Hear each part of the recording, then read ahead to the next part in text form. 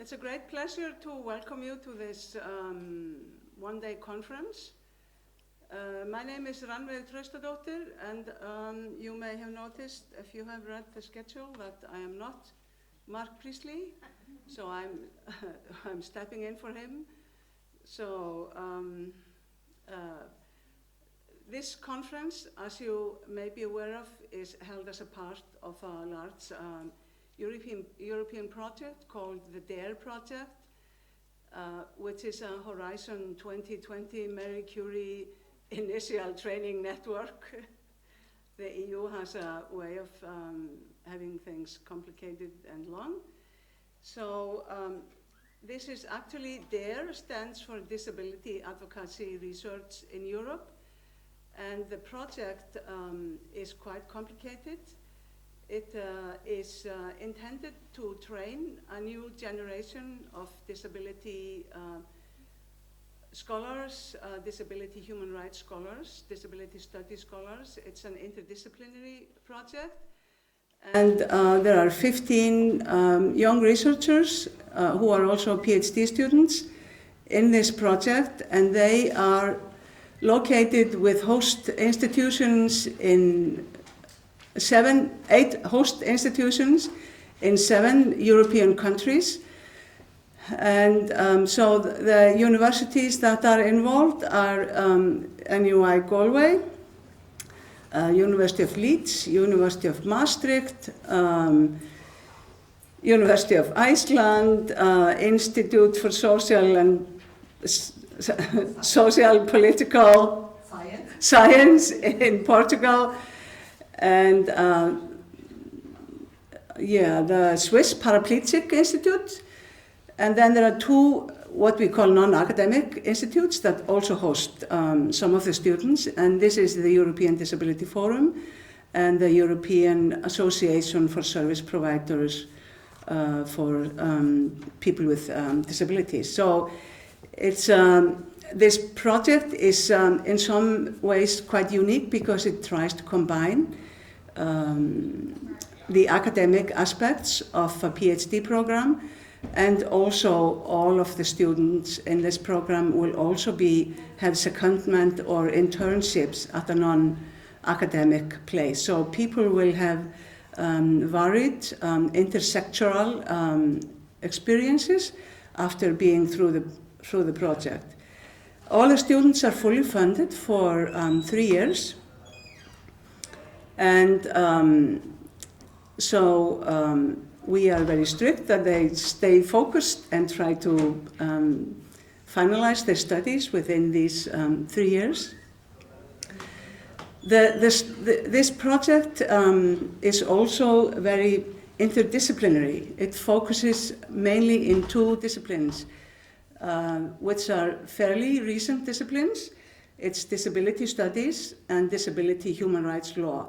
And each of these young researchers are supposed to combine these 2 disciplines in their studies.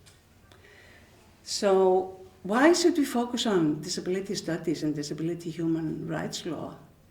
Well, the reason is that disabled people around the globe have or are the group of people who have most difficulties in gaining their full human rights. And so the Human Rights Treaty, the Convention on the Rights of Persons with Disabilities, or the CRPD, as most of us just refer to it, was accepted in 2006, and it is one of the major tools that are used now internationally to improve the lives and ensure full participation and human rights of all disabled people.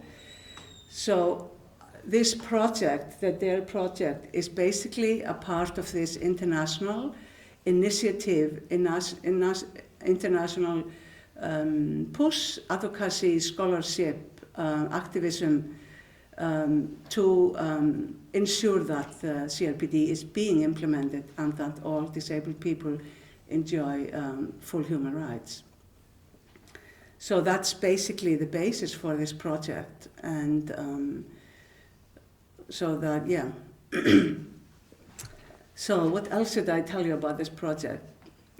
Well, I can tell you that it's not easy for the students because they have to fulfill the academic requirements of the university where there are PhD students, and they have to fulfill the requirements of the DARE project, which partly includes that they attend joint training, network training. So this is the first training, joint training within the project. But we all have to then go to Portugal in February, to Leeds in July, and then I can't remember the dates for the others. There are 5 joint training. And each of these trainings, it takes 4 to 5 days, has an open day because we would like to connect with the people locally and get their input, share with them what we are doing, and sort of ground ourselves where we are located with project and the training at each time. So today, this is an unusual conference. I'm not sure I have ever attended a conference like this. There will be no PowerPoints, not one. Okay, we will be talking to each other. Do you have PowerPoint? No, I didn't think so.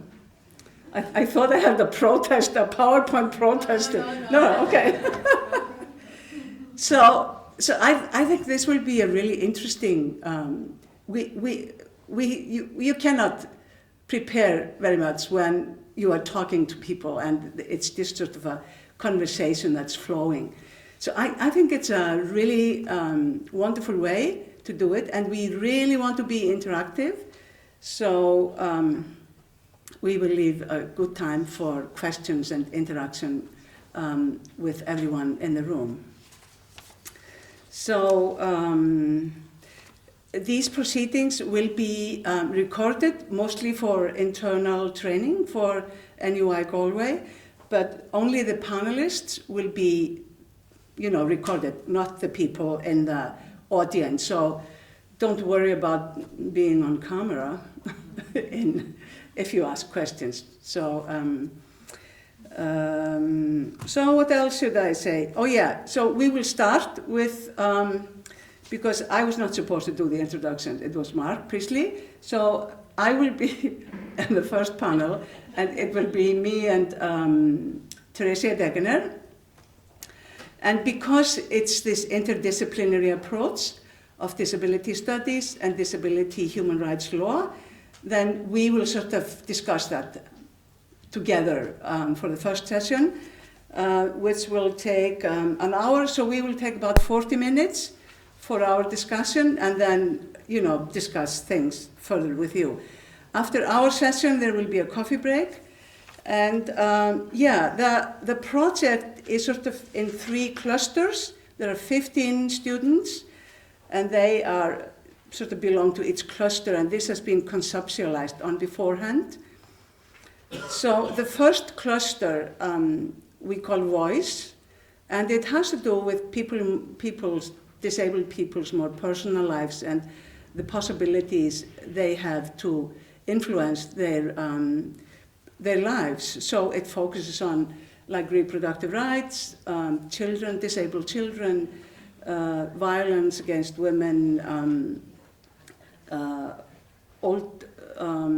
the intersection between disability and age and stuff like that. So that is sort of closer to the person. And then we sort of move out because a lot of entities have power over disabled people. And so we look at services and structures around disabled people and the possibility disabled people have to have power within these structures, because usually there is a great power imbalance between those who govern disability services and the field of disability and those who are subject to seek services or supports. And so that is, we call that cluster power. And then the last cluster has the identifying word change, because it focuses on how can we change based on the lived experiences of disabled peoples. How can disabled people movements internationally and nationally influence the laws and policies that govern the field of disability? So we take a pretty global view, as you can see. And so the round tables that will follow after the coffee break this morning focus in these three areas: voice, power, and change. And there will be coffee served outside here. The lunch will be in the restaurant, I think it's down this hall. And everything is free, so enjoy. One of my colleagues says, there's no such thing as a free lunch, and we proved him wrong. Okay, again, really welcome, and I hope we have a really interactive and inspiring day. So thank you for coming, and please take active part in what's going on, and also mingle with each other, and because that's also one of the key aspects of conferences is the people you meet. And we will not bore you with PowerPoints. Okay.